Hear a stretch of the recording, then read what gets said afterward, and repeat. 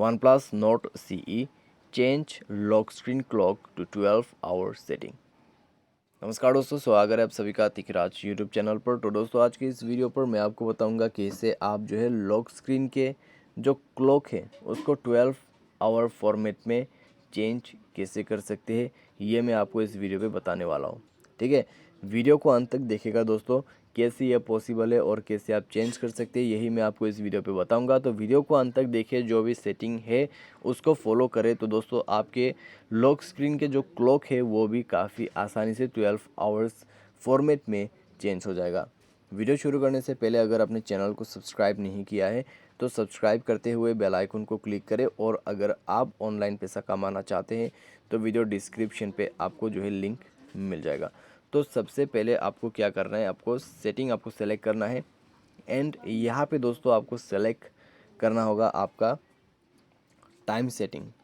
तो ये जो टाइम सेटिंग है कहाँ पर मिलेगा, तो आइए दोस्तों सर्च करके देखते हैं।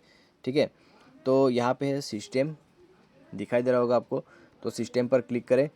यहाँ पे है डेट एंड टाइम, तो यहाँ पे जाइए।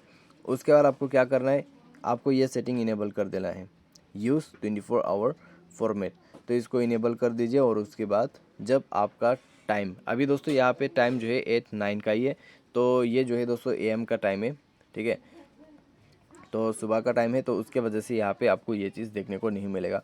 लेकिन जब 12 बज के पार हो जाएगा, ठीक है, जब 1 बजेगा, तब आपको 24 आवर फॉर्मेट शुरू होते हुए नज़र में आ जाएगा। 12 से 13 बन जाएगा, 13, 14, 15, इस तरीके से आपका टाइम जो है वो चेंज होता रहेगा। ठीक है, तो यही है दोस्तों 12 आवर फॉर्मेट सेटिंग, जो कि आप अपने लॉक स्क्रीन के क्लॉक पे सेट कर सकते हैं। इससे दोस्तों क्या होगा, आपके मोबाइल के मेन टाइमिंग पे भी चेंज हो जाएगा, लेकिन आप एनालॉग वगैरह भी यूज़ कर सकते हैं, मेन स्क्रीन पे कोई दिक्कत नहीं है। ठीक है, आज के लिए दोस्तों बस इतना, उम्मीद करते हैं आपको वीडियो पसंद आया होगा। Thanks for watching.